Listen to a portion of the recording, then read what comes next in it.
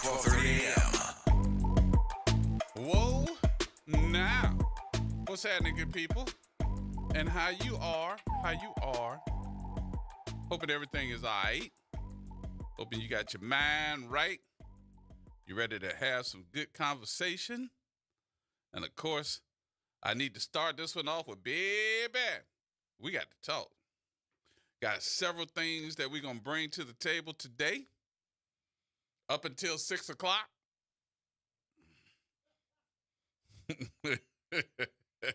Yeah, we got some things that we're going to bring to the table today. So, the Love Fest is over. What? The Love Fest is over. Wait, nah. Which Love Fest are you speaking of? There's only one Love Fest that I'm going to be talking about today. Oh, I thought we were going to be talking about our Love Fest with our mayor, too. What you talking about? But her going to. Oh, boy, they're stocking it too on the TV, bro. But it don't matter. Bruh. She don't care. She don't care. And guess what? At the end of the day, if she would have had those tickets in advance to go, and she would have said, I'm going to stay home because of that, and they had to cancel those tickets, even though the city may have paid for them already, she wouldn't have won that way either. Catch-22. Yeah. So, I'm just saying.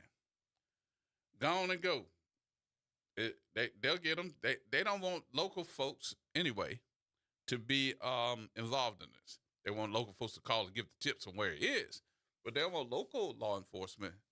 They got state troopers out there. You don't hear too much about NOPD. They got using them to block off the streets, but they got a task force. They got 3 or 4 different task forces. They got the U.S. Marshals. They got state police. I mean, they got so many different.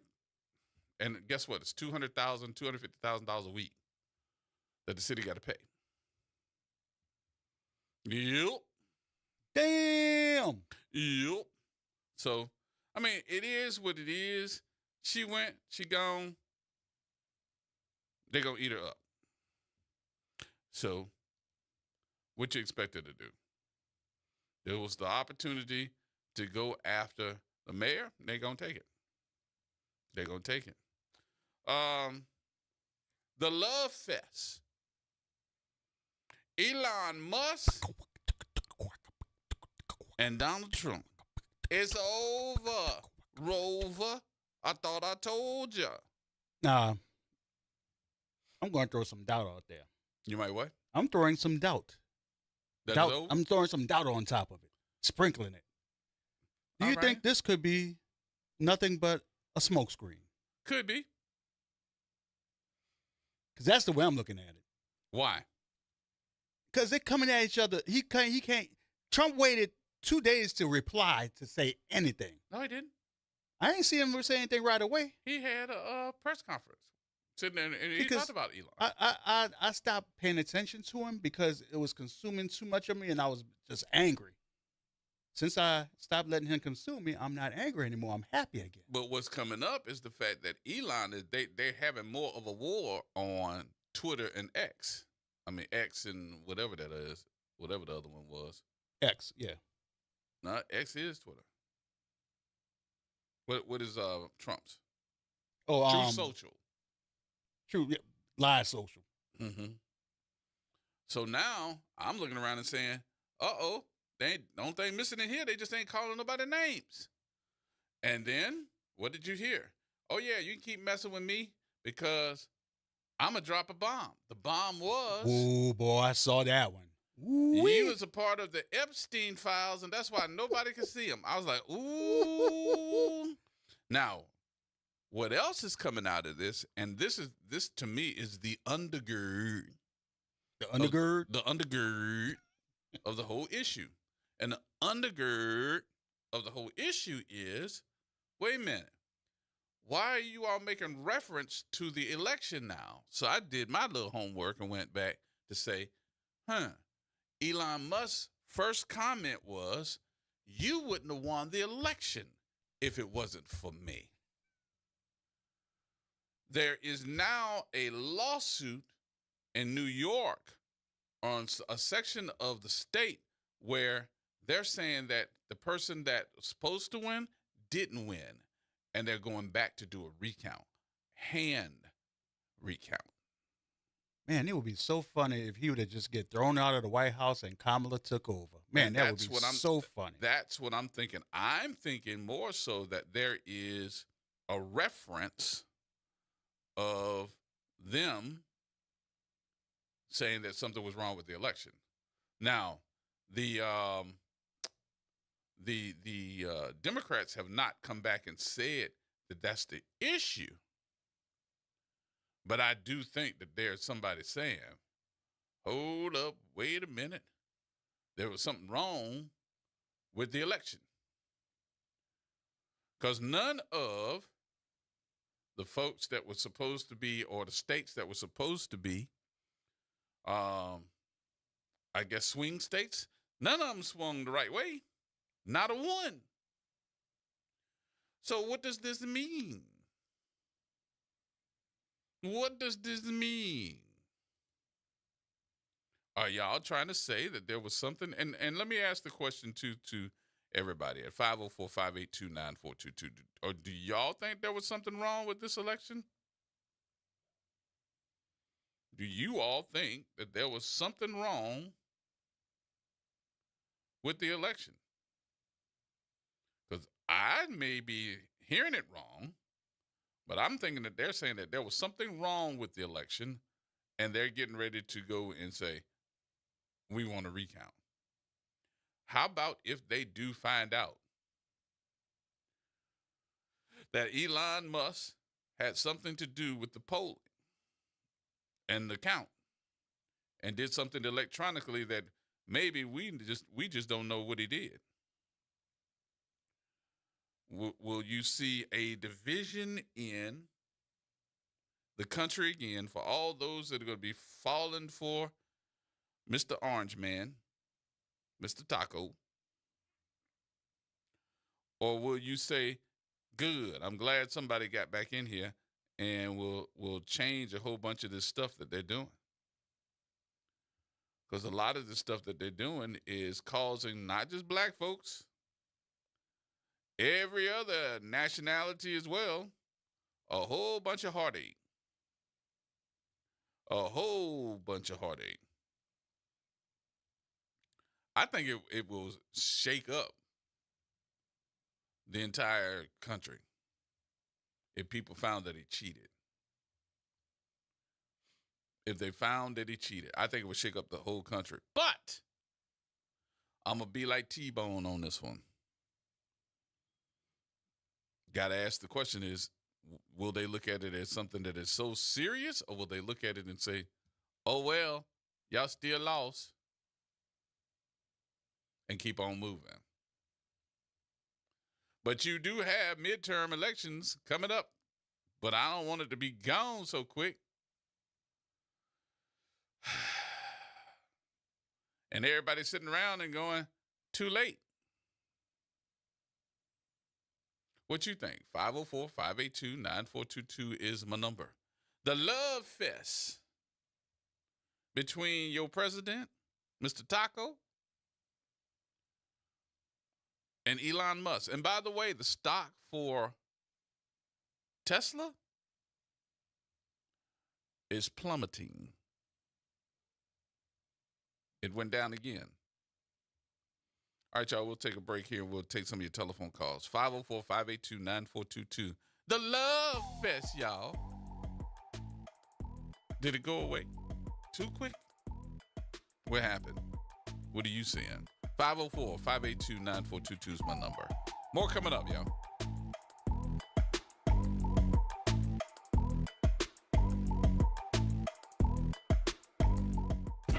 I'm Grant Sashera. And I'm Ro Brown. Please join us for the Sports Report Wednesdays and Fridays At 8 p.m. on WBOK.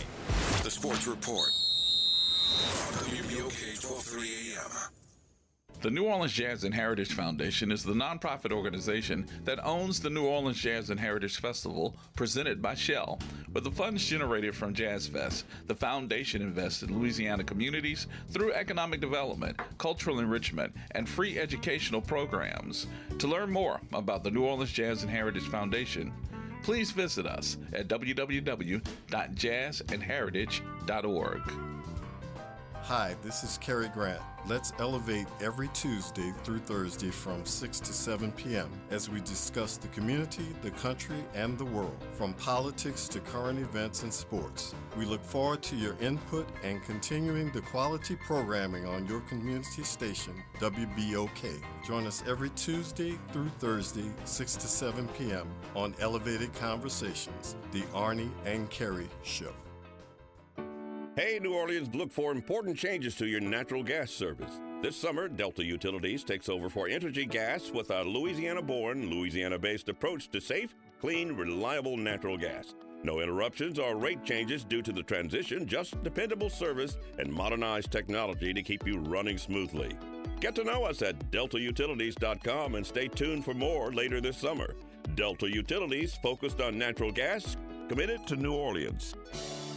Accru NOLA invites you to join their community network in celebration honoring Juneteenth and Pride Month. On Thursday, June 19th, diverse professionals will gather for FET by Accru, an evening of authentic connection and collaboration from 5 to 8 p.m. at the lab on Ursulines Avenue. This safe, inclusive space brings together innovators across the greater New Orleans area and the Gulf South for meaningful conversations that advances your business and professional career. Accru creates pathways for sustainable growth through genuine community. So for driven networking like this, learn more at accrunola.com/RSVP. Hey, have you heard the news? First Pilgrims Baptist Church is now on WBOK 1230 a.m. Tune in every Sunday at 11:30 a.m. to hear Pastor Eugene Mitchell give you the inspiration you need for the week ahead. That's every Sunday morning, 11:30 a.m. Only on WBOK 1230 a.m. Oh, yeah. Making a difference in the community. WBOK 1230 AM.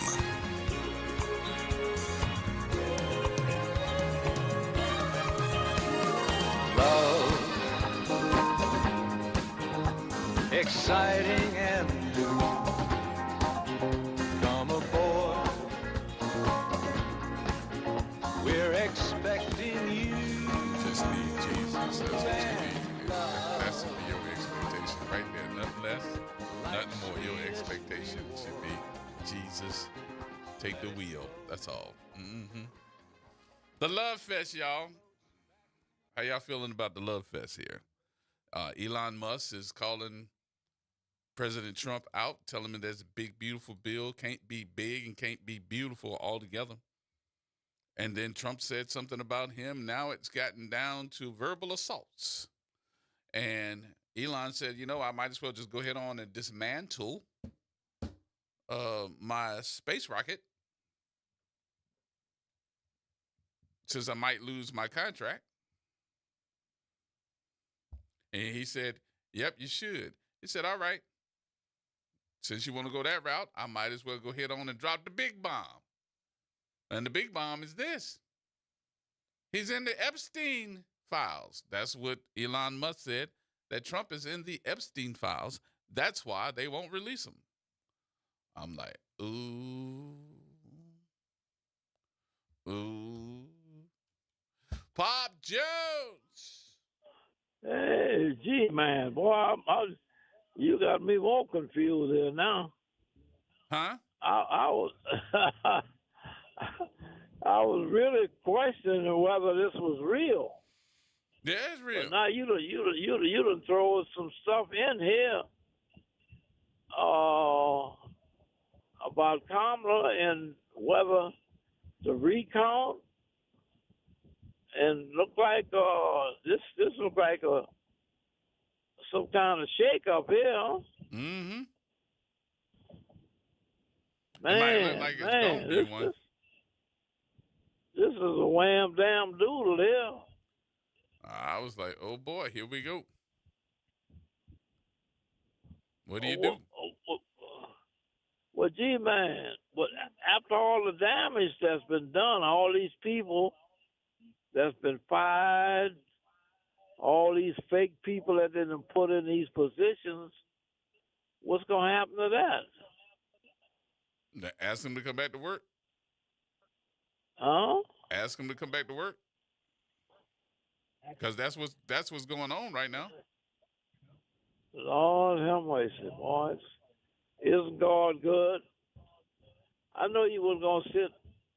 I'm a person of faith. He wasn't going to sit here and let this go on like this. Well, I think that we got too many scared people that not necessarily are in his camp. But if you don't make the move to do anything, then you are in his camp. If you letting him have his way, you in his camp. So, but gee, man, you're hurting so many people, man. I think they were saying it's over 300,000 people that have now lost their jobs. Yeah. In the federal where government. You going, man? Huh?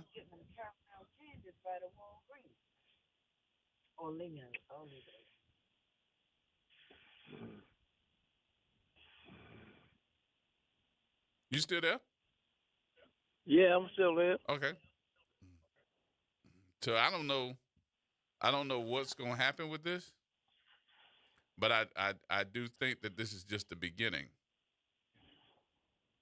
And then you're saying about the vice president about a recount. The what now? You're saying about the vice president that ran. You're speaking about a recount with her. Am I correct? No, not yet. No, they're not considering it yet. They're just now getting to the point where somebody's just able to say that maybe that there was some shenanigans that went on with the election. Oh, okay. So they haven't gotten there yet. Start something right there. Yeah, but they haven't gotten there yet. Oh, man, gee. Oh, boy, I'm scared of you. Don't be scared of me. Be scared I of them. wouldn't want you. Gee, man, I haven't done nothing. I don't have nothing. Don't investigate me. No. I look. I'm looking at this as just like anybody else look at it, and just say, "What's next?" That's what I want to know. What's next? Yeah. Oh, well, something told me, gee, that they couldn't let this go on like this. All these people losing their jobs, losing their health care, and looked like they thought it was only going to be us, huh? Evidently, they don't care. Evidently, man, they just don't care. They're doing this. Is it one man doing all this? No. This is in that policy that we were talking about before he got elected. This is part of the 2025. What was that? Policy 2025? Yeah. Okay. So all of this is the Bible that they're following. So it ain't just him. That's something. Yep. Get ready. There's more to come. Oh, man, I'm telling you, boy, I'm going to have to get me I got an old bottle I've been having for years. You got Jack sitting in there. I might have to open it up and get me a little drink. Oh, yeah, man. Get you one, sit on the sofa, get you some popcorn, and watch the movie. All right now, G, man. All right, my friend. I'll talk to you in a minute. Talk to you. All right. Keep on. All righty. Keep up the good fight, G, man. All right. We'll talk to you later. Yes, indeed. 504-582-9422. So the Love Fest in itself, I don't know what it is about those dudes. Maybe it's something that I just ain't thought about. But evidently they can't stand themselves. Maybe they just need to hear somebody else tell them how great they are. And then when somebody tells you how bad they are, then they can't stand it because you have ruined my ego.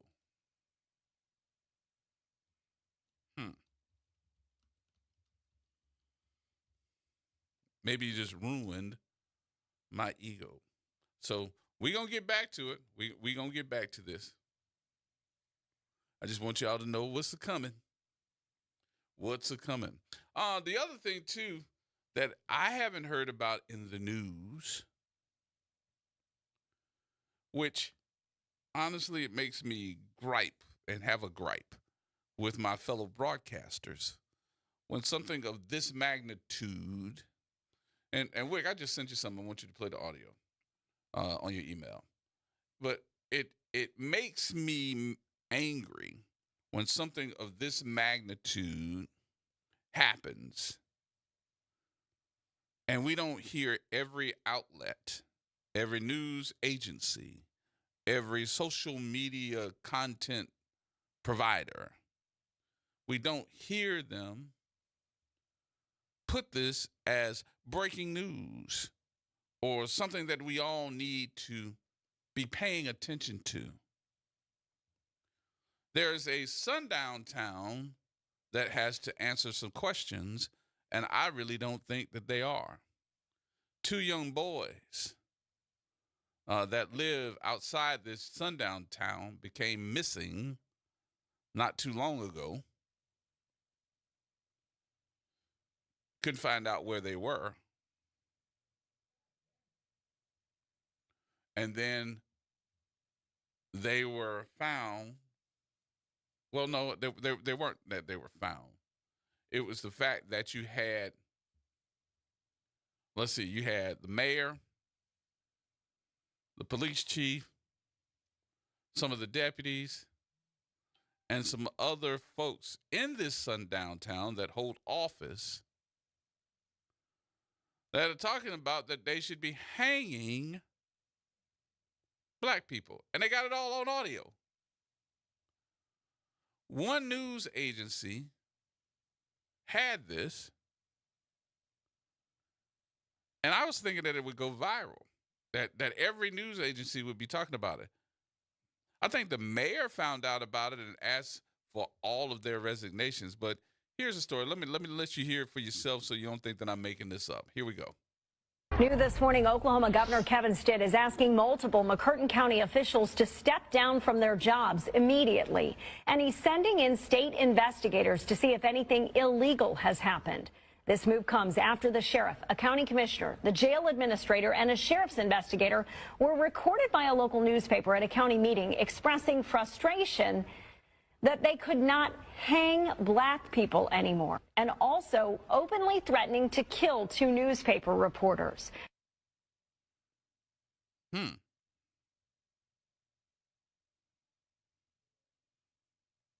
Like what?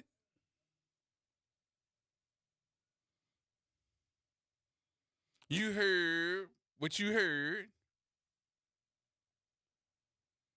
And when you heard that, did that say, oh no, the governor had to get to the mayor and the jailer and all those folks that hold office, and they're like, they mad because they can't hang people? Black people? I'm like, you got to be kidding me. Wait a minute. Wait, you get that up for me one more time? Because I think some of you may have missed some of it. So wait a minute. Play this for me one more time because I just want them to hear this. This is Oklahoma. This is the governor of Oklahoma who's asking all those officials, turn in your badge. I need you to resign.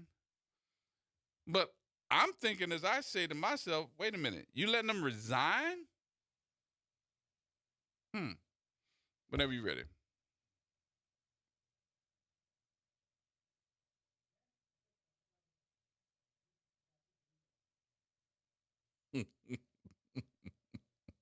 And he's sending in state investigators to see if anything.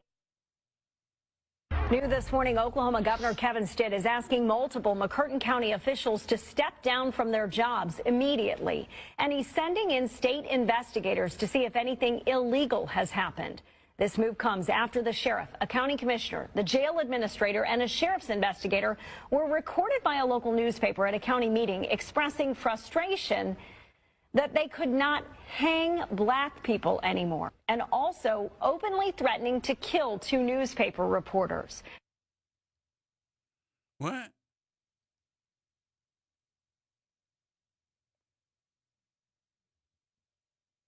This is where we are now? And who put him in office?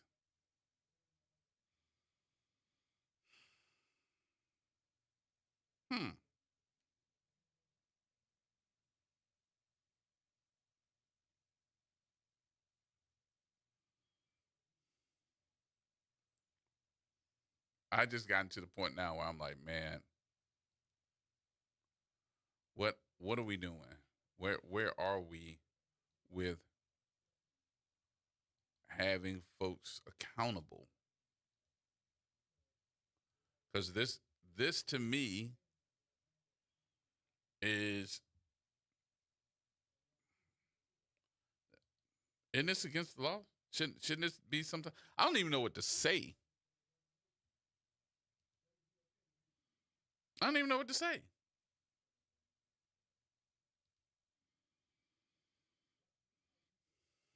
Let me get you the real story, because when I get you the real story, you're gonna be even worse. You're gonna be worse. You're gonna be worse. I can tell you now. So I know it's Friday. I know you had it on your mind to go and have some fun and enjoy the weekend. I think that's what's wrong with us. We're not paying attention. We're just trying to put our boots on the ground, but we ain't paying to the real stuff. They ain't trying to put your boots on the ground. They're trying to put your boots in the ground.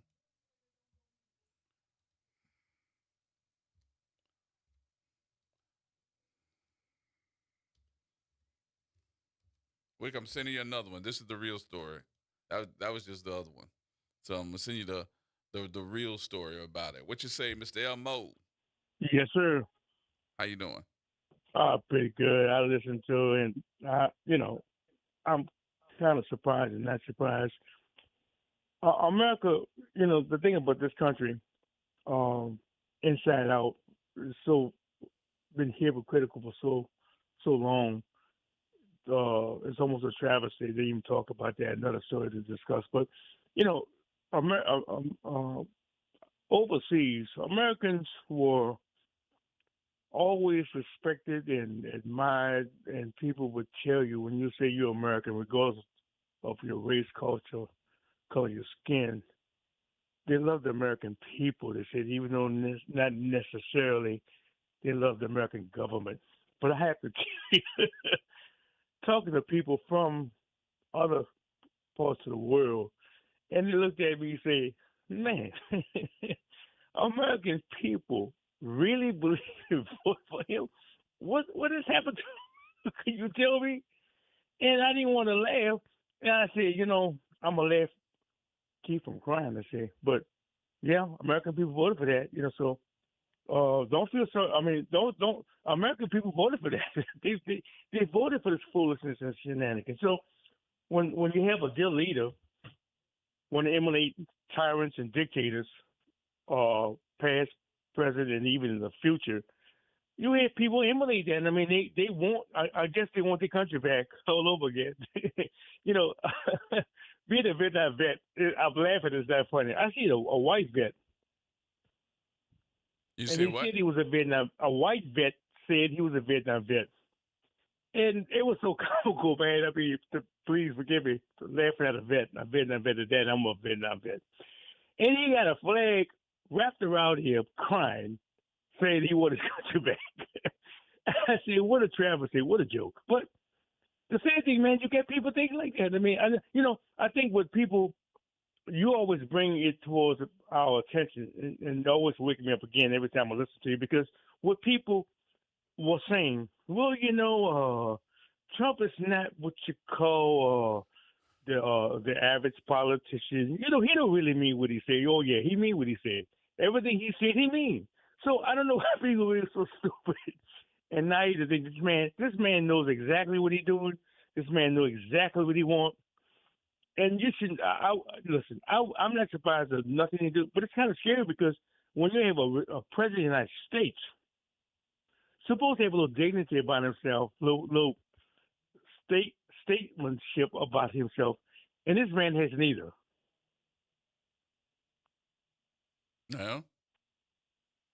I mean, if we're looking around right now and saying what's going on in America, I do think that we have got to be paying attention to the openness of racism, the openness, and I know that a lot of folks will say, well, it never left. Yeah, but it's way in front now, and they don't care if you see it. If you have all of these folks that are elected officials that are saying that they are wishing that they could hang black people in an open meeting, that's something. That's a whole different type of audacity. I'm not expecting anybody just to like me because of the color of my skin or who I am.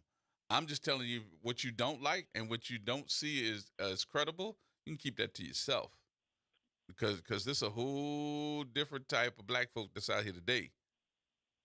This ain't your mother's black folk.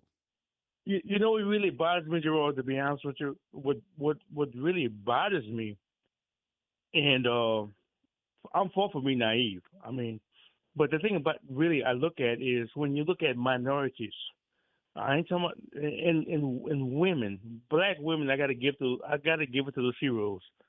Overwhelmingly, they voted for Biden. But when you look at other racial groups, Asian Americans, Vietnamese, I'm picking on you. Have your stores, Arab Americans, I'm picking on you. Hispanic American contractors, I'm picking on you. And they, without question, they voted for this fool, knowing he's gonna get your people out of here, drop a pin. I mean, it just.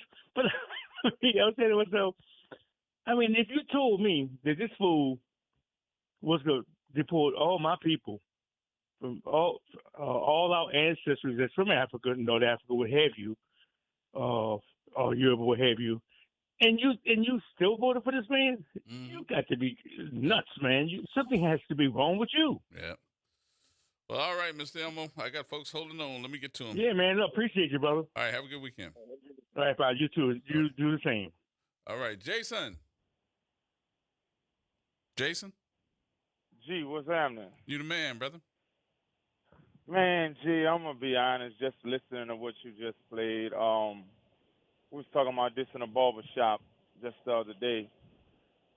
I think a lot of fault lies in our lap as a community. I think we took our foot off the gas, especially after the civil rights era. Mm-hmm. I think a lot of people is not educating their children properly and telling them the truth.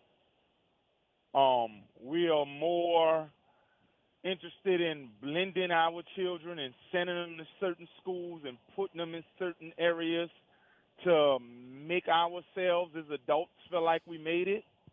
I think a lot of the fault lies in our lap. Another thing, we have to be honest when it comes to media. When you look at white supremacy and racism in America, everything is wrapped up in it. Mm-hmm. From the media side to the court side to the politics, everything is wrapped up. And if this was said about Jewish people, let's be real, mm-hmm. they would have been gone months ago. Let's be honest, G. It wouldn't even last if this was said about Jewish people, gay people, or other communities. Right. Now, another thing I want to hit on, and this is why I get so upset with us as people when we accept what I like to call tokens from politicians that's not tangible. Whatever happened to the black crime bill and the George Floyd bill? Where's the black hate bill? Just sitting there. and I it mean, didn't I make it understand our past. boots on the ground. We having a good time. Right. But nobody is thinking, okay, the Democrats had the presidency. The Democrats had the House and the Senate. We did at one time. Mm-hmm. That bill didn't get passed. Mm-mm. Nope. But what the Democrats did was wait till the Republicans came in and then push the bill because they knew the Republicans come. Like, man, we have to stop as a community and wake up and realize it don't matter what side of the aisle you agree with. We ain't liked by no one. Gee, you also remember in California with the Spanish politicians and the things they said on a hot mic about the black community and taking resources from the black community and putting it in their community and how much they don't. We are the most hated people walking this earth. And we act like we don't know it. Well, you know, so I think we need to wake up as a community. But how do we do that? And realize it. How do we wake people up and make them realize it? I mean, there are not too many Black Panthers out here no more. Yeah, you know. I mean, we got a couple of different entities of the Black Panthers, but we don't have no Stokely Carmichael on the streets. We don't. But I say it like this. When Trump first got in office, the Honorable Louis Farrakhan said one statement. If we don't learn from this experiment, we are forever doomed, my brother. Yep. That's all I can say. Thank you, G. All right, Jace. Thank you, brother. All right, we got to take a break. We'll take a break here. We'll come back, answer some of these calls. I see T-Bone. I see Rhino. Everybody holding on, y'all. Y'all hold on. Nah, he's Roberto today. He Roberto today? Yeah. Little Pablo? All right. We'll come back there, Taco, in just a minute. Everybody hold tight.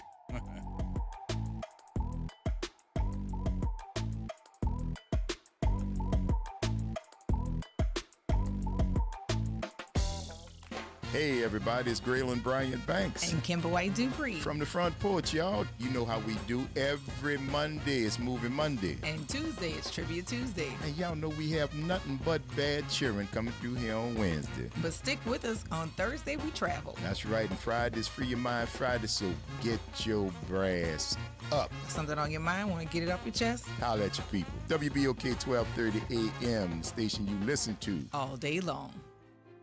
The National World War II Museum. Located in the Warehouse District of New Orleans, the National World War II Museum tells the story of America's experience in the war that changed the world, why it was fought, how it was won, and what it means today. Visit them online at www.nationalww2museum.org for time tickets and safety information. Hey, New Orleans, look for important changes to your natural gas service. This summer, Delta Utilities takes over for Entergy Gas with a Louisiana-born, Louisiana-based approach to safe, clean, reliable natural gas. No interruptions or rate changes due to the transition, just dependable service and modernized technology to keep you running smoothly. Get to know us at deltautilities.com and stay tuned for more later this summer.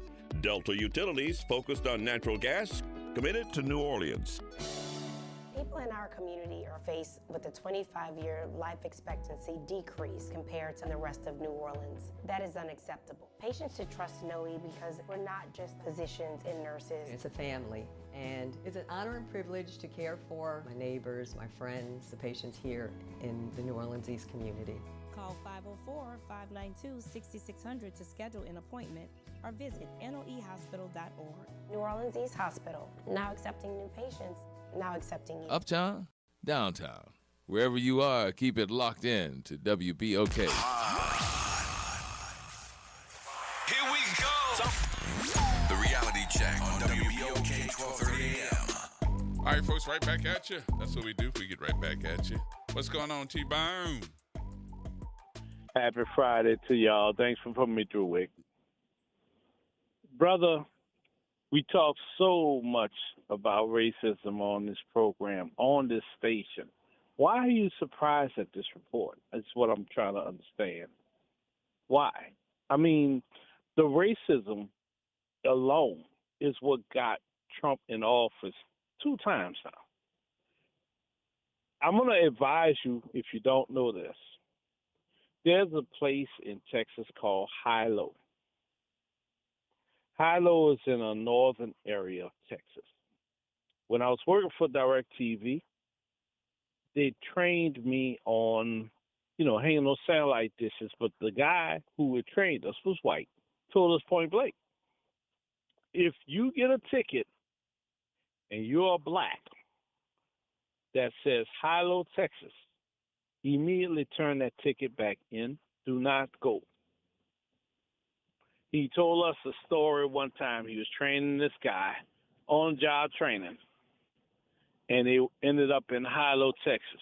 And he didn't realize that's where they were. The guy was trying to go in the gas station, get a cold drink and some gas.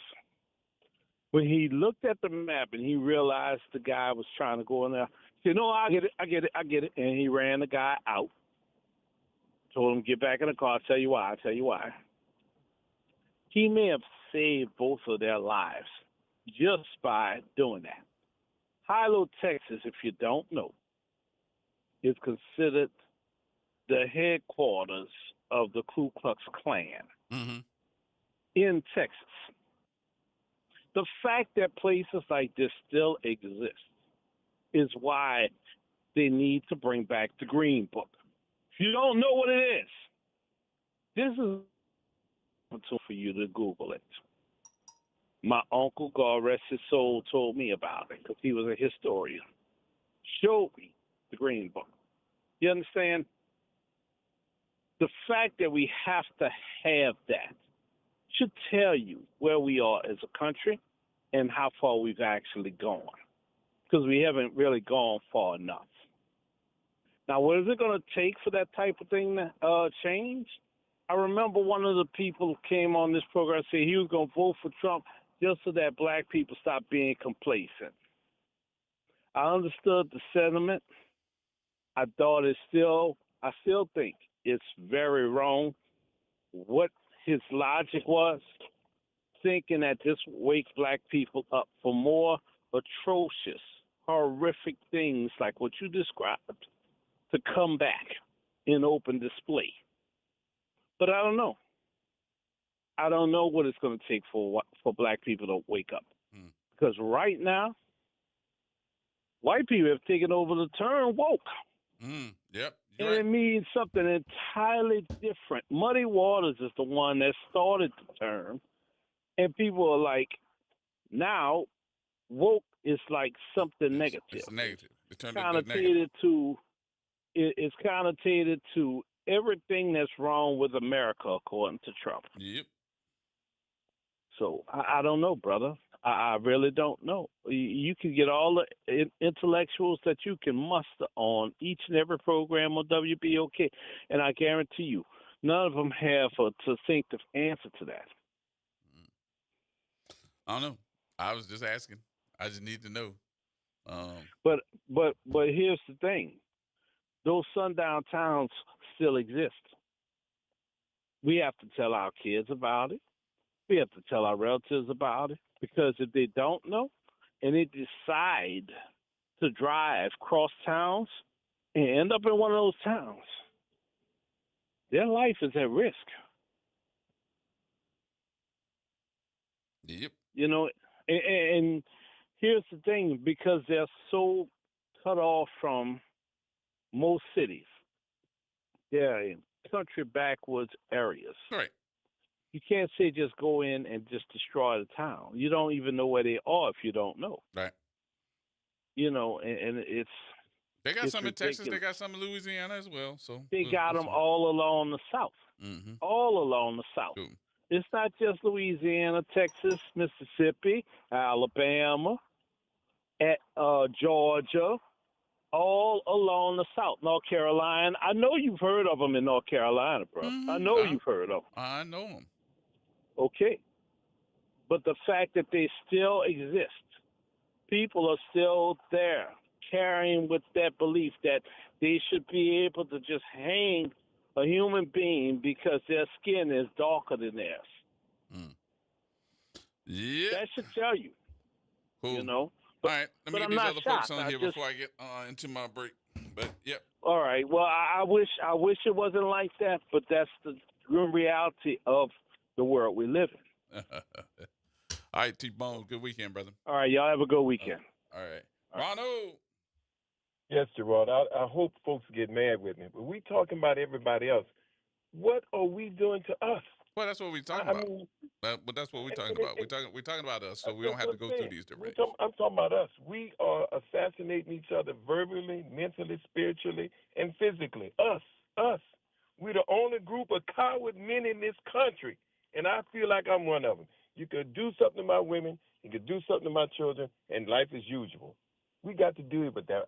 Every man listening to me, I hope I make you angry. Whatever means you need to take to make this thing better for us, not nobody else. Mm-hmm. But here, we had a press conference with a religious group praying for the folks that got out that they'd return, and that's fine. But we got a 9-year-old that pulled a plug on that shot in the head, and they haven't found the murderers. Come on, us. Come on. It really, look, the position I sit in, I get a lot of criticism, what y'all ain't doing and what you ain't do. Okay, let's ask the question. What are we doing? We are hating each other for no reason. I have folks roll their eyes at me. I don't know. I don't really care. I hear conversations about other people don't even know each other, but we have a built-in internal hate. But the number one cause in our community now, let the record reflect, black folks in America own more Mercedes than ever before and than anybody almost in the world. Mm-hmm. Make me understand that's my that. signature to let you know that I have arrived. Mm-hmm. Hey, there you go. I'm on the upper side of town. I'm looking down on them. But at the end of the day, when the dust settles, we need confrontation. And I say it like this. When a black person is killed in this city by a black person, we need to take the same aggressive that we have for this so-called fake culture we're dealing with and deal with it. I mean, we need to be there. We need to make sure that the police have the right evidence. We have the DA does what he's supposed to do. But let's take it back here. Snitching. You claim you don't snitch.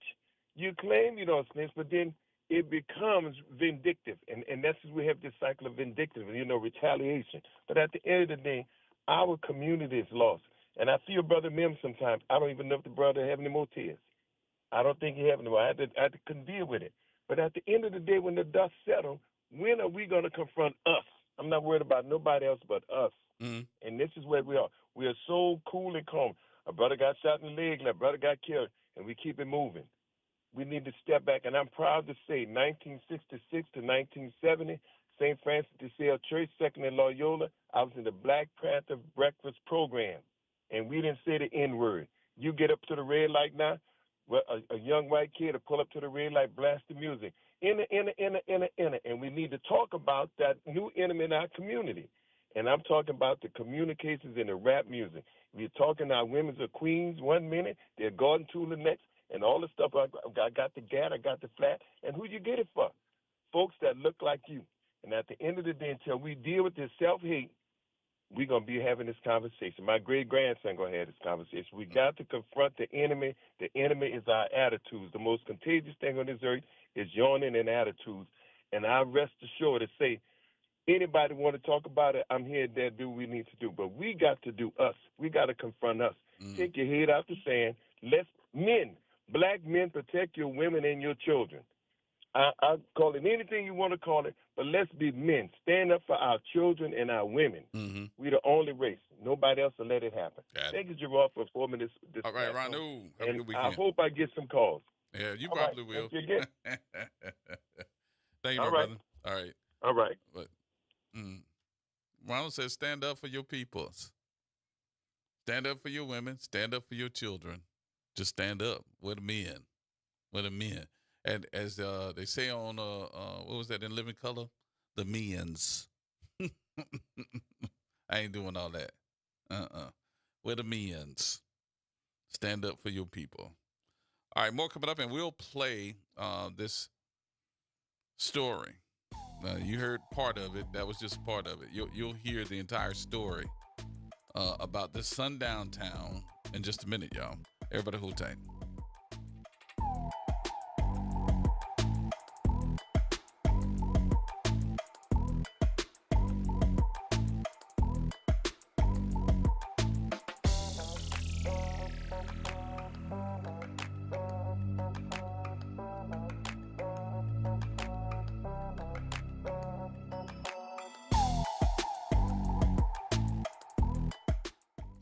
From the campus of Xavier University, WBOK Go and Equity Media Station.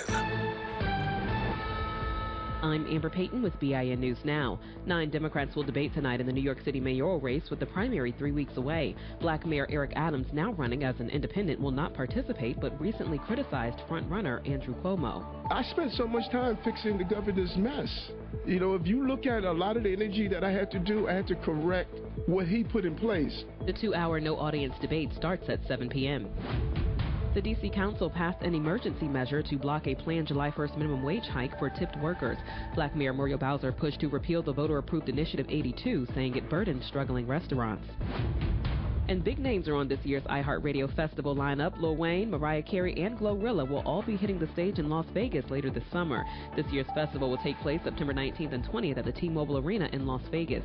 Ticket pre-sales start today with the public on sale set for Friday. Get BIN News Now on demand 24/7 on the iHeartRadio app.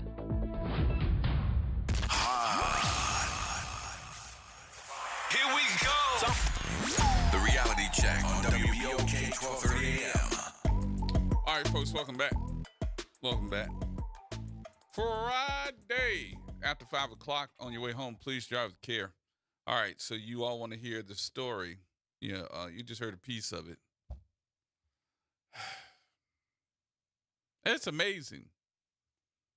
But you would think about that this story would have made everybody's news. It's in Oklahoma, and it's about a sundown town. Who would ever think in 2025 we'd still be talking about sundown towns? Who would ever think that?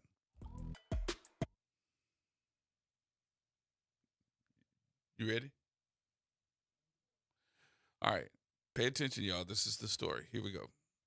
We begin with new developments out of McCurtain County and a story that we first brought you a year ago this week. Just today, the jail administrator involved in that audio recording scandal was fired, and minutes later, rehired as a deputy for the McCurtain County Sheriff's Office. You'll remember those recordings prompted a call by Governor Stitt for everyone involved to resign. Only one of them did, and since then, the McCurtain County Sheriff and others face multiple lawsuits with no sign of any criminal investigation. For years, the McCurtain Gazette has investigated possible corruption within the McCurtain County Sheriff's Office. When the publisher believed public business was taking place privately, he hid an audio recorder. It revealed Sheriff Kevin Clarity, Jail Administrator Larry Hendricks, Investigator Alicia Manning, and County Commissioner Mark Jennings allegedly making racist comments and plotting to kill the Gazette journalists. I know where 2 big depots are here needed. I got an excavator. Without the paper having online presence then, I tweeted this screenshot, helping catapult their work into the national spotlight. Many in the community protested, and a grassroots impeachment was attempted. Months later, Attorney General Gentner Drummond found no legal grounds to oust Sheriff Clarity. Meanwhile, Tulsa attorney Mitchell Garrett is suing the sheriff and multiple players in McCurtain County in 2 separate lawsuits and still pressing multiple agencies for a criminal investigation. Families want justice, and as a civil lawyer, all I can bring them are monetary damages. In one, he claims his client, Roper Harris, was brutally beaten inside the McCurtain County Jail over a protective order violation. Garrett alleges a former jail administrator, Scott McLean, called for the attack because Harris was involved with his stepdaughter. There's video of the guards speaking with some of the inmates, saying like, hey, this is the guy, give him the welcome wagon. A wrongful death lawsuit on behalf of Barbara Barrick is also ongoing, claiming illegal lack of investigation as well as excessive force that led to the death of her husband Bobby, who was hogtied by witnesses before officers arrived and used a taser multiple times. And we find out that the McCurtain County Sheriff's Department didn't even issue tasers. This was a personal weapon. The OSBI tells me there is no active criminal investigation involving McCurtain County officials. Sheriff Clarity is running for re-election with 3 others vying to take his place. Now, details of Hendricks' firing are not public, but the McCurtain Gazette recently published a story outlining multiple problems, including accusations jailers were not required to go through a body scanner when other jailers have been accused of bringing in contraband. A process server has also filed a tort claim this year, alleging an illegal arrest for trying to serve papers to Sheriff Clarity. The Gazette reporter also has a defamation lawsuit ongoing and has since left the county over safety fears. We reached out to the law firm representing McCurtain County. I'll let you know when we hear back from them. All right, there you have it. I was just, I thought everybody would. Well, you know what? Let me be quiet. Let me just open up the phones. 504-582-9422.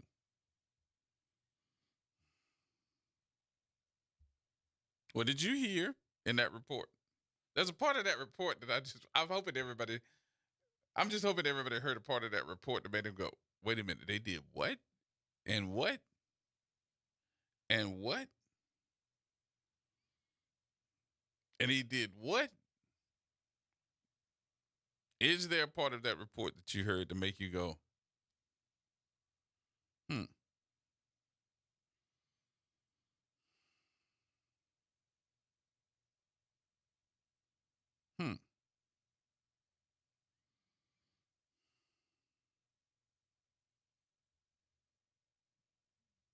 I guess not. There is a part of that report. I'm going to go ahead on and say what I say. I love to get it to the point where people can call me and tell me what they heard instead of me telling you everything. Because I don't need everybody to go, well, he made the accusation. He's the one that said it. No, I want you to hear what I heard. Maybe I'm listening a little bit different. But did anybody in that here in that report that the sheriff or the people with the sheriff's department were tasing folks? And they didn't issue tasers. This man got his own taser.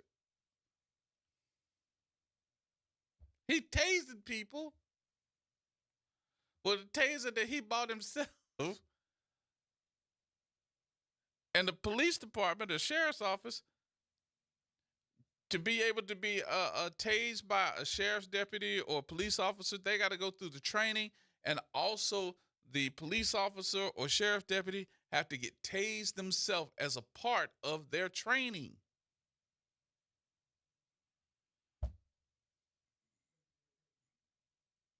I'm like, wait a minute. This man got his own taser as a sheriff deputy or the sheriff? Well, let some stuff like that happen here. Let something like that happen here. Alvin. What, G? What's going on with you?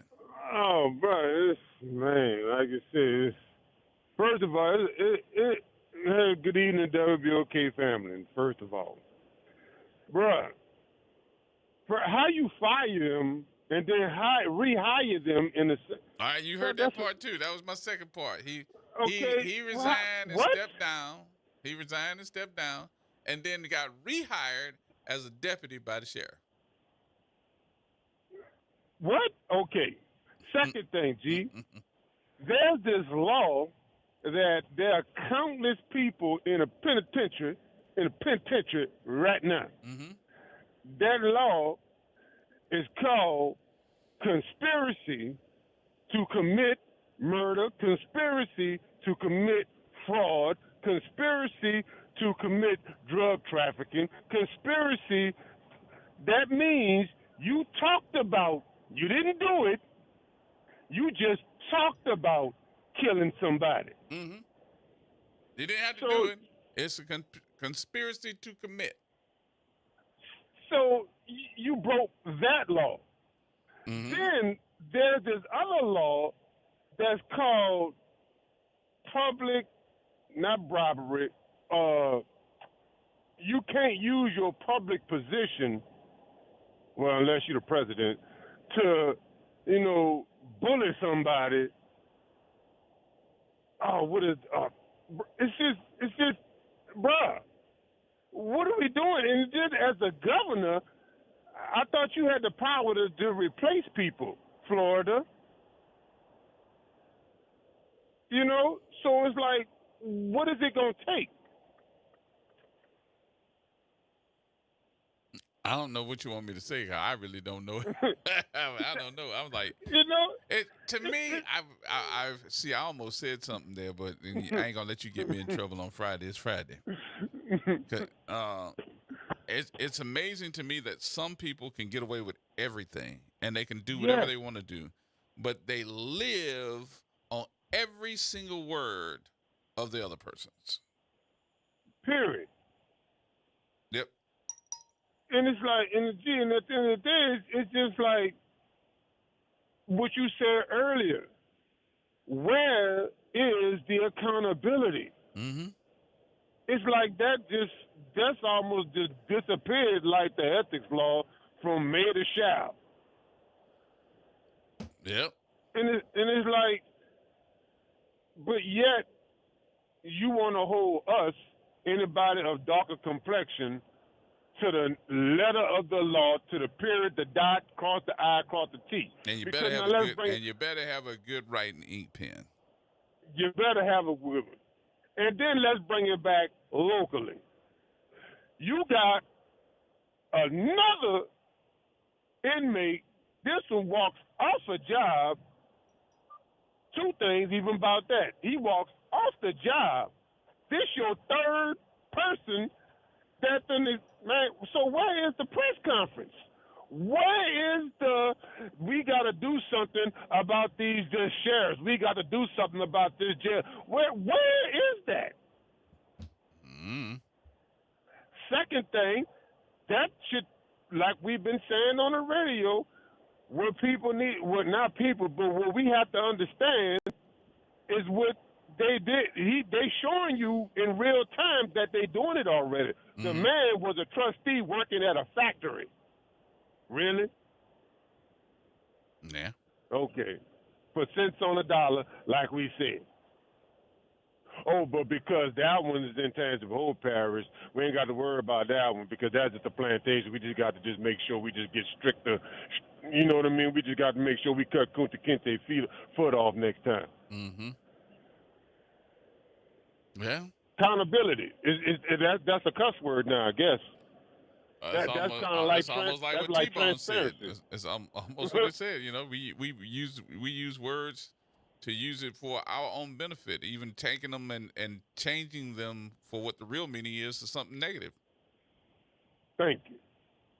And it's like defining word. I remember when words used to mean something. Words you used to study words, you used to understand them, you used to use them in context, you used to spell them out, you used to make sure you used them correctly. Now we just mismatching, turning everything around and then just making it do what we wanted to do whenever we wanted to do, like it's a piece of plastic or elasticity. The definition of explanation of words these days is actually excuses.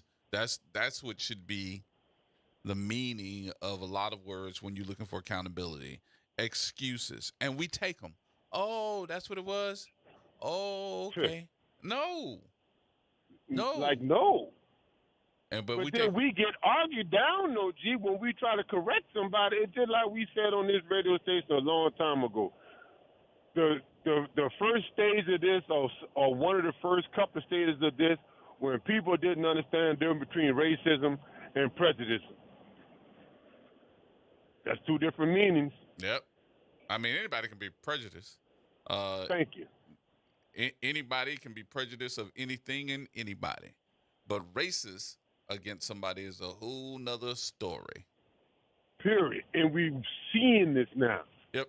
In real time. And I'm like, G, where are we? Where you know, I'm talking to my peers and some of my people and some of my family members. I just stopped talking to them because it's like, oh, see, there you go again, bro. See, I'm like, what you mean there I go again?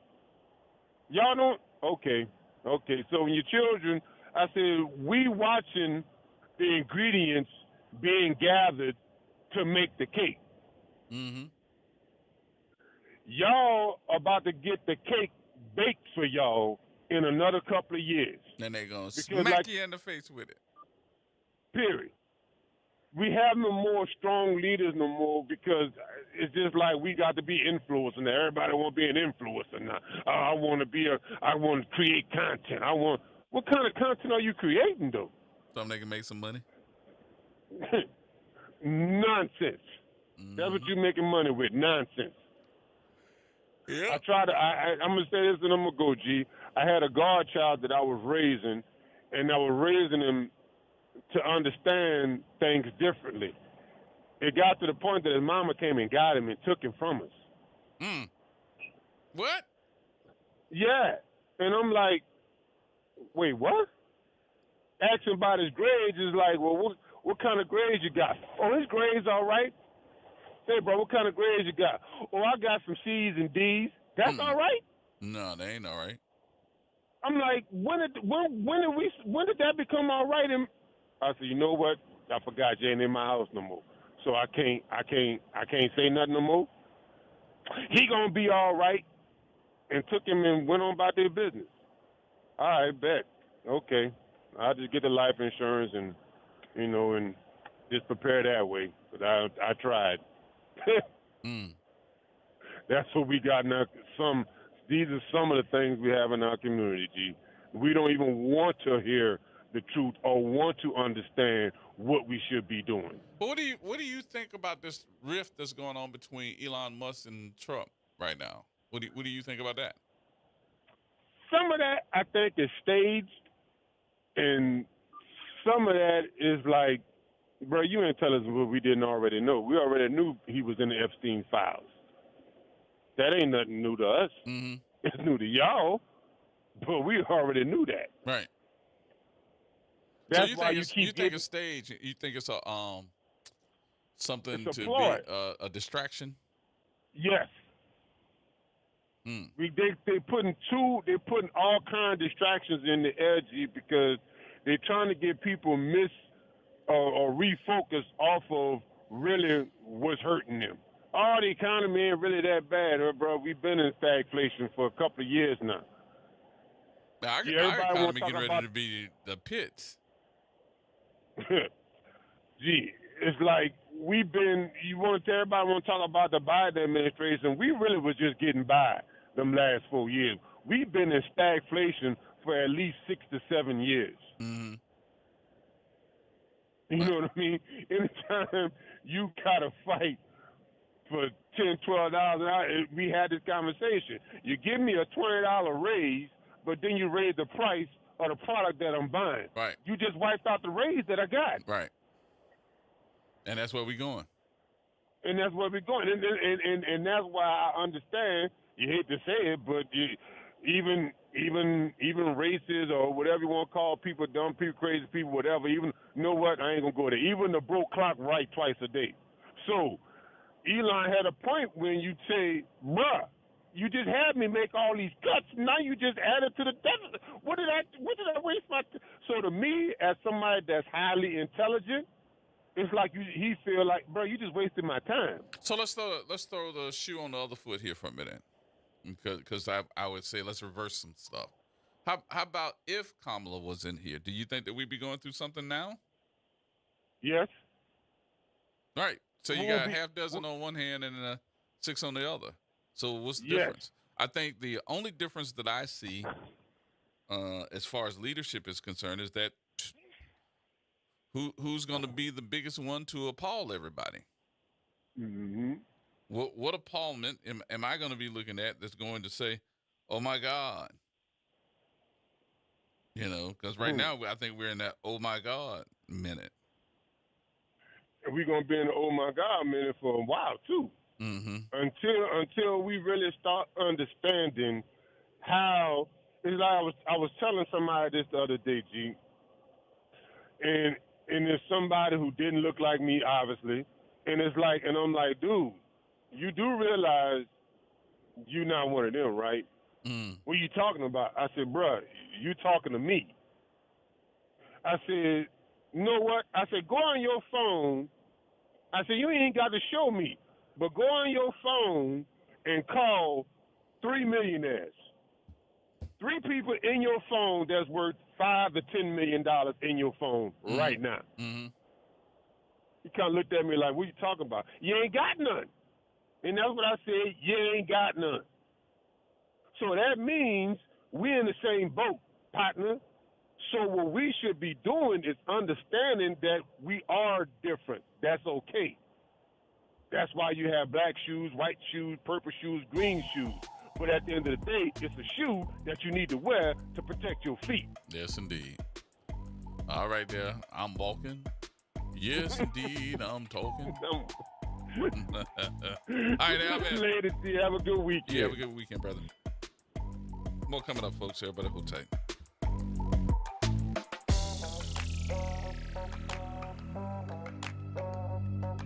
This is the Bloomberg Black Business Beat, brought to you by Lowe's. Despite the fact that Black Americans drink about the same amount of spirits as their white counterparts, they only make up a small portion of those in charge of spirits companies. That's according to research done by Pronghorn, a firm that's investing in Black-owned spirits brands and works to help Black people in the industry reach leadership positions. Dia Sims is co-founder of the initiative and says the work it's doing for the spirit space can translate to any industry. We're building it open code so that the same methodology could be applied to left-handed unicorns that want to get into oil, right? It could be to all veterans that are 6'5" that want to get into tech, right? It's much more around what's the map, the process, the training, the zip codes, the information, the inputs, the outputs, and the measurement that actually drives success. Pronghorn has invested hundreds of millions of dollars in Black-owned spirits companies. I'm Bloomberg's Justin Milliner on the Black Business Beat. Now more than ever, Lowe's knows you don't just want a low price, you want the lowest price. And with our lowest price guarantee, you can count on us for competitive prices on all your home improvement projects. If you find a qualifying lower price somewhere else on the same item, we'll match it. Lowe's, we help, you save. Price match applies the same item. Current price at qualifying retailers. Exclusions and terms apply. Learn how we'll match price at lowes.com/lowest price guarantee. What was that? That is business phone bliss with the Ooma Cloud Phone System. It handles all our voice, video, and messaging needs. You sound very... Calm? I am. Ooma has everything I need to run my business more efficiently, like virtual receptionist, call routing, and video conferencing. And it starts at just $19.95 per month per user, plus taxes and fees. Ooma. Nice. Find your business comm at ooma.com/radio. Norman Robinson is back. Can you hear me now? And he's taking no prisoners. Can you hear me now? Each weekday, Norman Robinson brings you commentary with Off the Top. The incident was shocking, disturbing, disgusting, disappointing, and sad. Each weekday, Off the Top with Norman Robinson is heard exclusively right here. It's Off the Top with Norman Robinson on WBOK 1230 AM. NOLA Public Schools is excited for the rest of this 24-25 school year journey with our families, watching our students dive into learning, growth, and success. As the school year continues, our dedicated educators are focused on keeping every student engaged and motivated. Let's keep embracing new challenges, celebrating achievements, and supporting each other to make the rest of this year even more impactful. Stay connected with your school and NOLA PS through our social media channels for updates and resources. We're here to help our scholars attend today, achieve tomorrow. Hi, this is Arnie Filko. Let's elevate every Tuesday through Thursday from 6 to 7 o'clock p.m. as we discuss the community, the country, and the world, from politics to current events to sports. We look forward to your input and continuing the quality programming on your community station, WBOK. Join Carrie and I every Tuesday through Thursday, 6 to 7 o'clock p.m. on Elevated Conversations, the Arnie and Carrie Show. See you soon. Making a difference in the community. WBOK 1230 AM. Here we go. The reality check on WBOK 1230 AM. All right, folks. I thought you were going to come back on with the Love Boat again. I was here saying, Lord Jesus. I was just waiting for it. I was like, I know it's coming. But anyway, the Love Fest. It looks like it's over. Little Rover. It looks like it's over. Let me read these to you because you're going to go, what? Just to give you a timeline. I don't know if anybody really paid attention to this other than the media. The media has been all in it. So it lets me know that they pick and choose what they think is going to be good news or potentially bad news. And they just follow their own stuff. But a lot of this news I like to see that makes news does not. It ends up on a chopping block.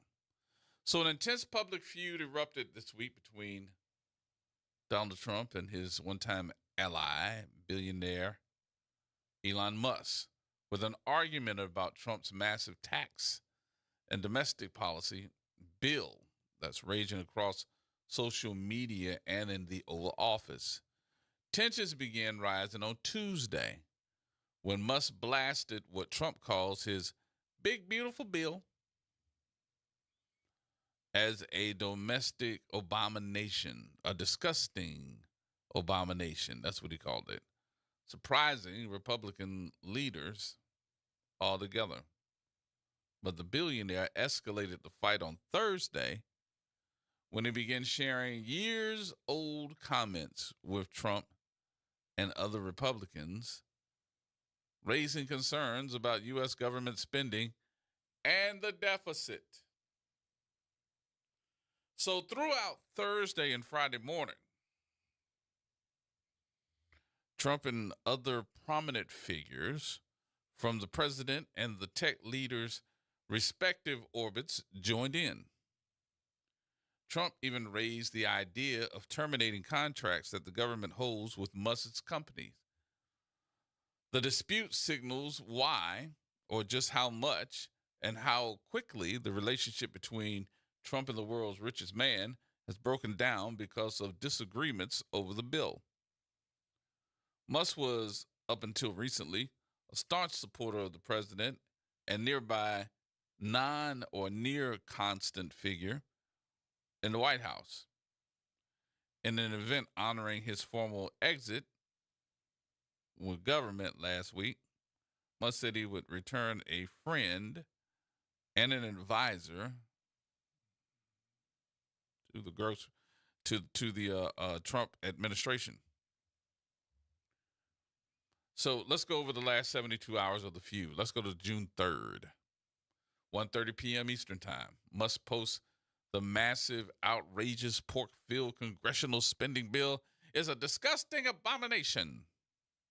I'm sorry, I just can't take it anymore. This massive, outrageous pork-filled congressional spending bill is a disgusting abomination. Shame on those who voted for you. And you know you did wrong. You know it. June 4th. Musk claims the budget bill would defeat all the cost savings achieved by Doge. Said it more than defeats all the cost savings achieved by Doge and the Doge team at great personal cost and risk. All right. At 1:59, Donald Trump tweeted back, as my scheduled time as a special government employee comes to an end, I would like to thank President real Donald Trump for the opportunity to reduce wasteful spending. Yeah, wasteful spending. The Doge mission will be only strengthening over time as it becomes a way of life throughout the government. On June 5th, the majority of Republican voters strongly agree with Elon and want the BBB trimmed down. And Elon Musk left the Democratic Party and sacrificed much in his relentless support of the GOP.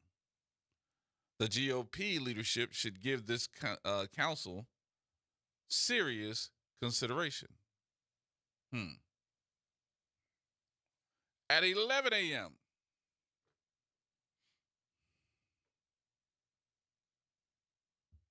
Donald Trump wrote something else.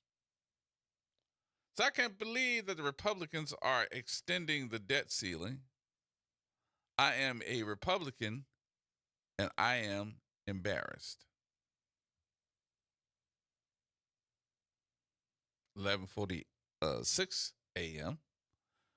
Musk repost an old Trump issue saying no member of Congress should be eligible for re-election if our country's budget is not balanced.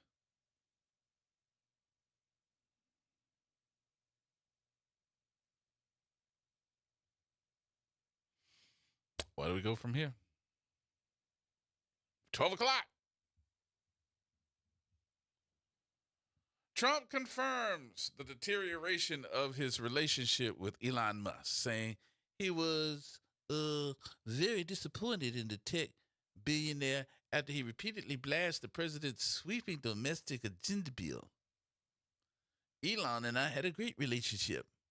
I don't know if we will be or have that relationship anymore, but Trump tells reporters in the Oval Office less than 1 week after the two exchanged exclusive or effusive praise on Musk's last day as a special government employee. Well, that's when the shade really got into it. Because Elon Musk went back in at 12:10 and sent another tweet. He said, don't call it the big, beautiful bill. He said, this is a slim bill, and it should be slim for the win.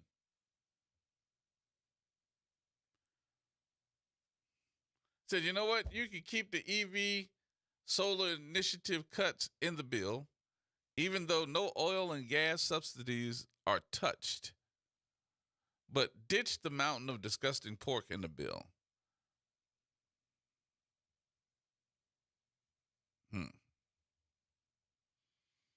In the entire history of civilization,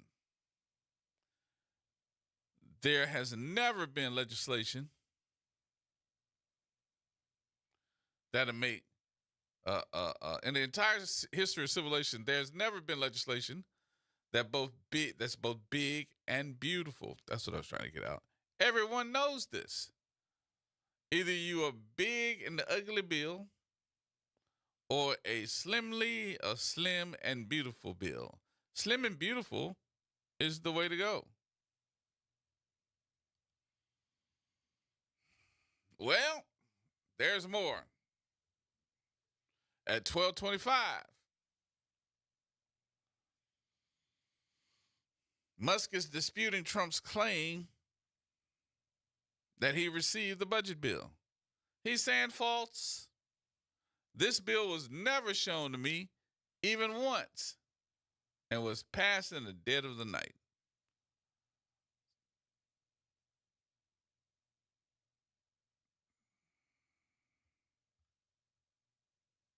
I don't know, y'all. And now he's getting threats. They say Elon Musk is now getting threats from the public. From who? Oh, let me rephrase that. It's not the public. It's MAGA.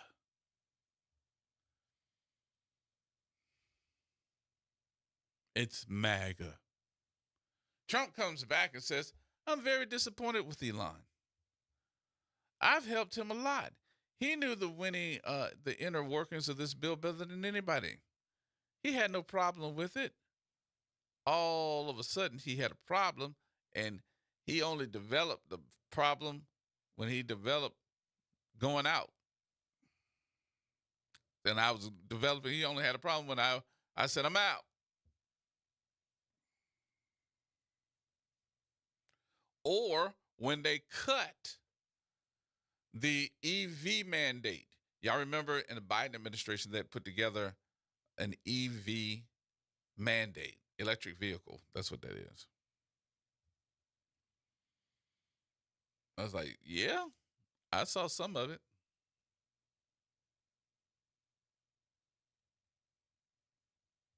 But do you think that this is going to be a situation. And let's go ahead on and take a poll here. We're going to take the polls. So 504-582-9422. Do y'all think that this bill going to pass or no? Do you think the big, beautiful bill is going to pass or no? It shouldn't, and it's not.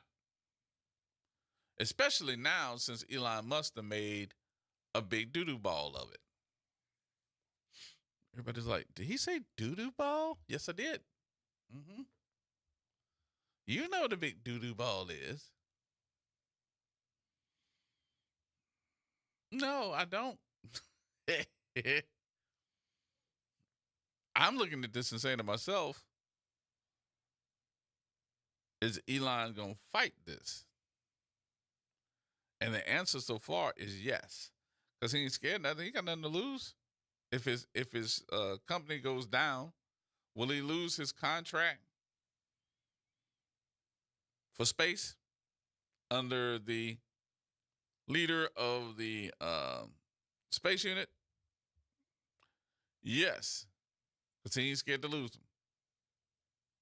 As a matter of fact, he put this next brazen type of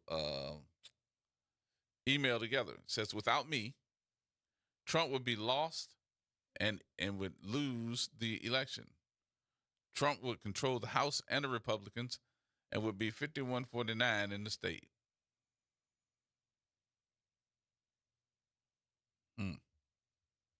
Elon Musk comes back and says, such ingratitude.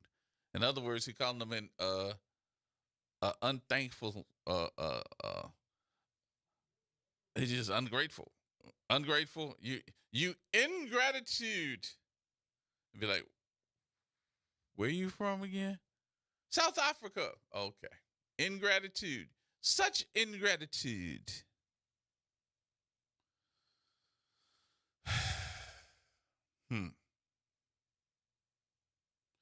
Then this was sent by, at 1:30, this was also sent out. And it is a copy of all the cars. It's supposed to be able to look and say, look at that car. No, they're going to move that car, I think. Yeah.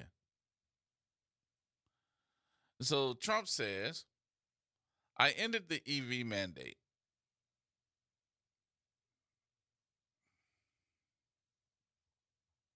You did what? I ended the EV mandate. We were going to say by a certain year that everybody had to be on electrical cars. That's over. He took it out. So Elon Musk tweeted to him, keep the EV solar initiatives cuts in the bill. Also cut all the crazy spending increases in the big ugly bill so that America doesn't go bankrupt.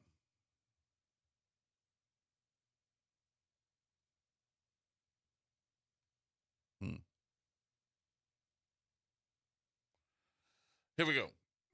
I'm pulling something else up. Elon wrote on at 1:44 p.m. The big ugly bill will increase the deficit by $2.5 trillion. Said it keeps growing. We have a deficit that keeps growing. Our interest payments are higher than the Defense Department's budget. Did y'all know that? The Senate is losing confidence in the reconciliation of the bill. 48 hours ago, there was a 75% chance that it's going to pass before July. Now it's a 50% chance and dropping. It's Elon's saying, let's kill the bill. That campaign is getting ready to start up next week. Let's kill the bill.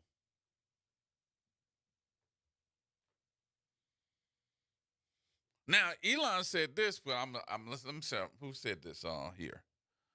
There's been several of y'all that say this. I even think T-Bone was one of them. Said, it's time for us to create a new political party in America that actually represents the 80% in the middle. And he took a poll with over 5 million folks taking this poll. 80%, 80.4% of the people agreed with him.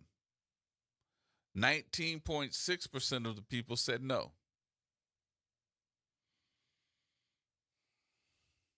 So let's take our own poll. Y'all think we need another political party? Do we need another political party? 504-582-9422. Come on, y'all. Don't leave me hanging on this one. 504-582-9422. I want you to answer the question, do you think we need another political party? Yes or no? But I also want to hear what your reasoning is and why. Why? Is it because the Democrats and the Republicans are jacked up? Or do we need to break it down in thirds? What y'all think? 504-582-9422. Do we need another political party?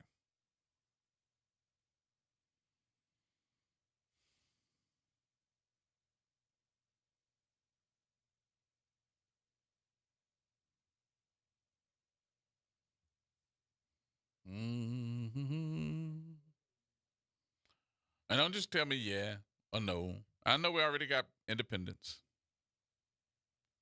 But do we need another one?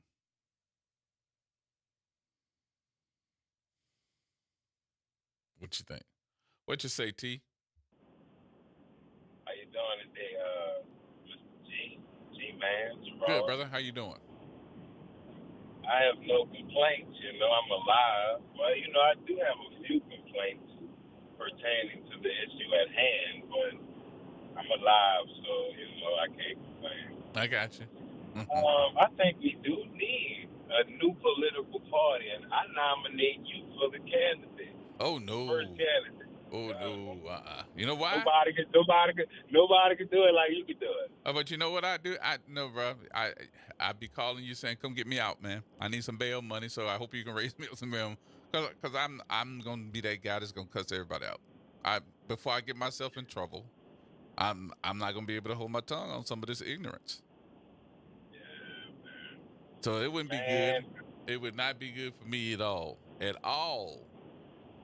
It'd be a good show. We definitely need more of a variety, more spice for the life. Man, just talking about this racism in America, which, those who know that, America isn't the real name of this country. But I just don't I'm only 30, early 30s. And, I've had my fair share of moments like going to apply for, dental school at one college and being assisted by one of the ladies there who was telling me, oh, you fill out this, that. You put your mother's name here. You put your father's name there, even though you probably don't know him. Ha, ha, ha, ha. What?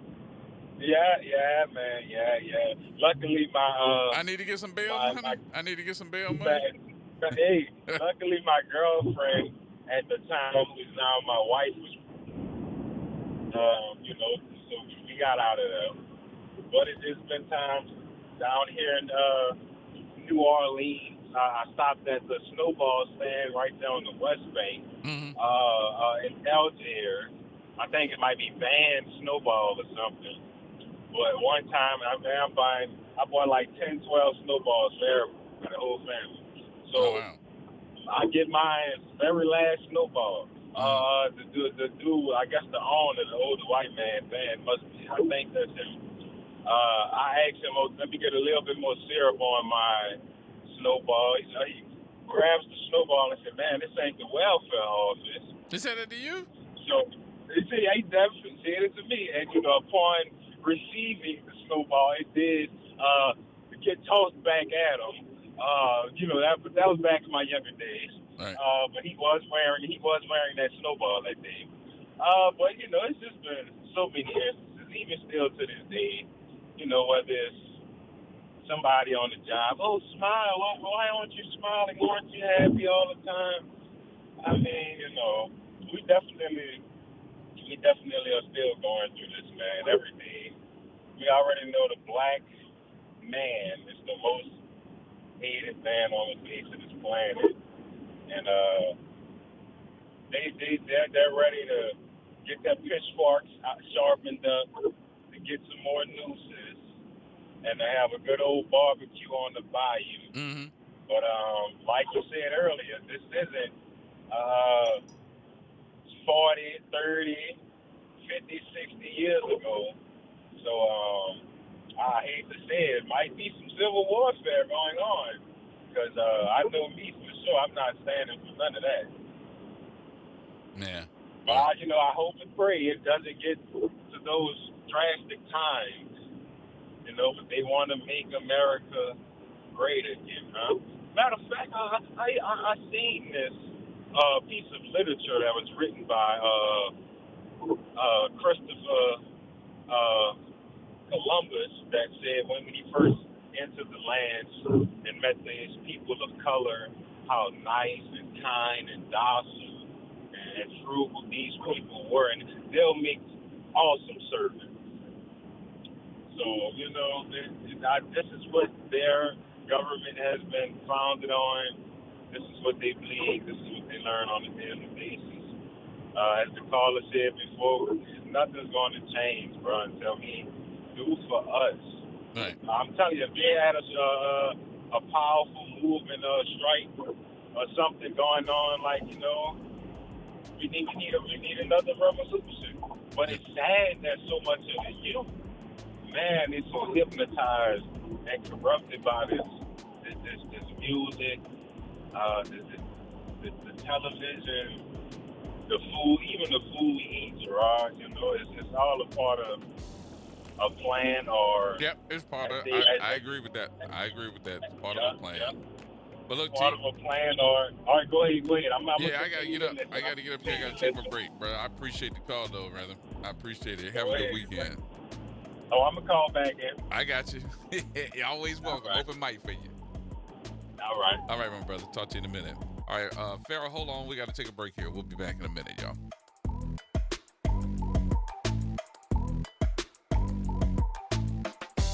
AURN News. New developments. The White House tells BBC that President Trump will not speak with Elon Musk today, despite earlier reports of a truce call. Instead, Trump told ABC News that he's still not interested in talking to Musk, whom he now calls the man who had lost his mind. This all began when Musk blasted Trump's One Big Beautiful Bill as a disgusting abomination, prompting Trump to threaten cutting government contracts. Musk even threatened to decommission SpaceX's Dragon spacecraft used by NASA to ferry astronauts before walking back.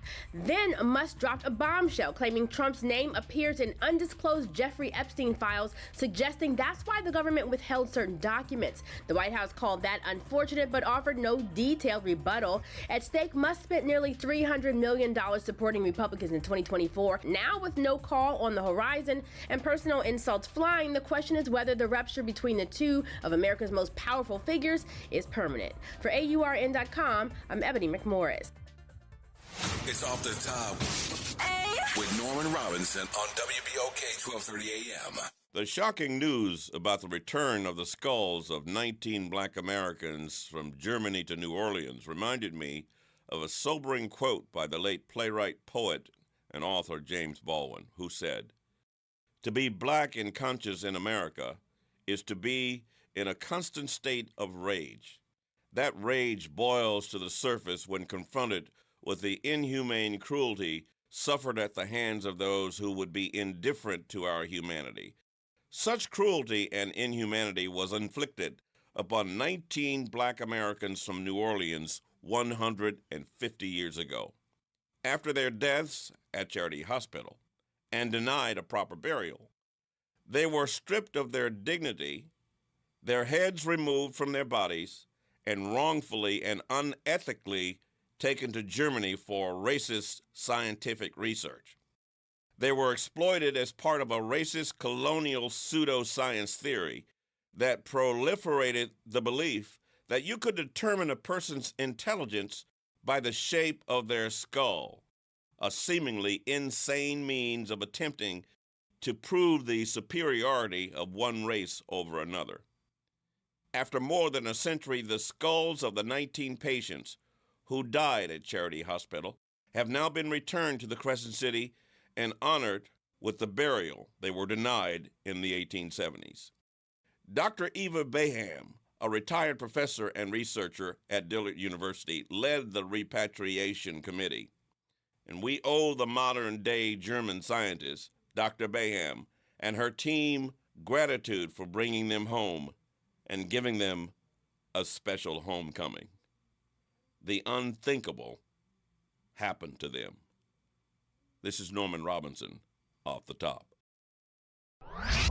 Hey, this is Steve Poston. Be sure to listen to WBOK 1230 AM every Saturday morning at 10 a.m. and Sunday evening at 5 p.m., bringing you the best Southern Soul barroom music with the Southern Soul Weekend Party Mix, hosted by me, of course. I'll be playing your favorite Southern Soul music by artists from all over the South, right here on WBOK 1230 AM or online at WBOK1230.com. The station you listen to longer. Listen to longer. Listen to longer. Welcome to Chemical of the Month by the community scientists at Rise St. James. This month we spotlight phthalates, chemicals added to plastics, especially PVC, to make them more flexible and durable. But there's more. Research shows phthalates may disrupt hormones, affect reproductive health, and contribute to environmental pollution impacting our communities. Join us as we explore how these additives shape our everyday lives and the world around us. For more details, visit risestjames.org. Empower your knowledge with Rise. Hey, New Orleans, look for important changes to your natural gas service. This summer, Delta Utilities takes over for Entergy Gas with a Louisiana-born, Louisiana-based approach to safe, clean, reliable natural gas. No interruptions or rate changes due to the transition, just dependable service and modernized technology to keep you running smoothly. Get to know us at deltautilities.com and stay tuned for more later this summer. Delta Utilities, focused on natural gas, committed to New Orleans.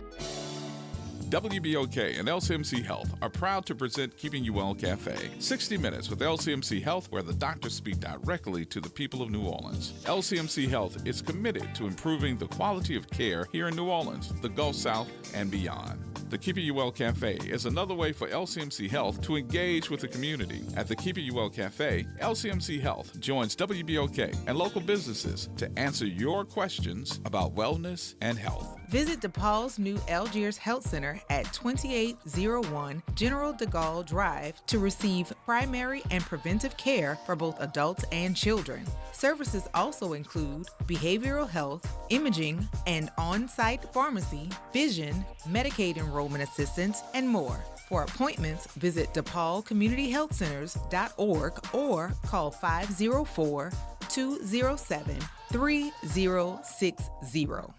New Schools for New Orleans wants to wish all of our students, teachers, and administrators a great summer break. Use this break as an opportunity to relax and reflect on all of you've accomplished this year. We can't wait to celebrate your success in the coming months. If someone asks, Yeah! let them know you listen to WBOK. Here we go! The reality check on WBOK 1230 AM. All right, folks, welcome back. A few more minutes before we get out of here for Friday. Pharaoh, you've been holding, man. How you doing? Hey, what's up, G, man? It's your boy, For Real, man. How you been? Yeah. I always call you Pharrell. Huh? Hey, we definitely need a new political party, man. It need to be the For Real party, man. Oh, you going to be the leader? People's business. You going to be the leader? I'm ready to take and run, bro. I'm ready to run. For Real party be about the people business, man. All these other parties, man, they for play. They ain't trying to take care of nobody but themselves. So let me hear your platform. What would you say need to be done? We need to go ahead on and take care of all this stuff that's being turned down and start looking at trying to take care of people, giving people the opportunity to take and be able to take care of themselves. Mm-hmm. You know, if we keep holding people down, expecting them to do, good and positive, man, you got to go reach people where they at, man, and do what you can to help people. You know what I'm saying? Not hurt them. Mm-hmm. What about economics, though? If we start talking economics, though, And this is one of the things that I think here, though. And I'm testing you on your platform now, so that'll give you some idea of what's going to come at you if you say I'm running. I hear you, bro. Our middle class seems to be under some type of attack, especially here in New Orleans. If you take a look around, if you go back to, I would say the early or the late 90s, I say late 90s here compared to where it is now, the middle class of New Orleans disappeared. Where do we go? Right. Well, you gotta look at it. When Katrina hit, it was a great opportunity. The school systems, never had, but after Katrina, they had major money. Mm-hmm. So when that major money came in, everybody came in trying to take and put their hands in a cookie jar instead of trying to show up what was good and working. But when you kick that many teachers out of an opportunity to work and sustain themselves, you know what I'm saying? It's not good. You start making it big business. Mm-hmm.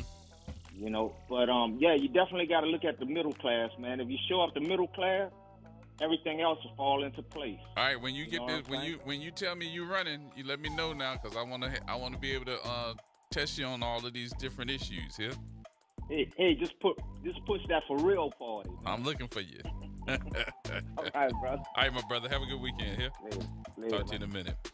Folks, that's going to wrap it up for me. Thank y'all so much for all the calls and all the folks that are interested in what's going on in the world today. Yes, indeed. Even with the Taco Man. Mm-hmm. Y'all be safe. Have a good weekend. Stay hydrated, because it's going to be hot this weekend. It's supposed to be up to 93, 94 degrees all weekend long. Be careful. We'll see you on Monday. Yeah.